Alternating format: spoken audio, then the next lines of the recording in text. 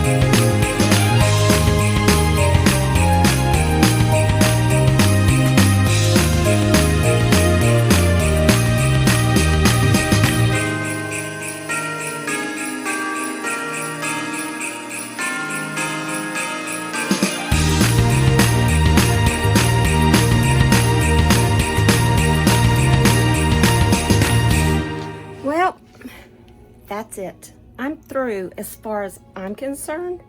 I've got some outside lights that are coming. That's on the bushes in the corner. If I get them up before this evening and it gets dark, I'll turn them on because I get solar powered ones. Anyway, I'm gonna flip y'all around and show you what I did, and hope this gives y'all some inspiration. Like I said, I really didn't want to do this. Christmas could just fly by for all I care.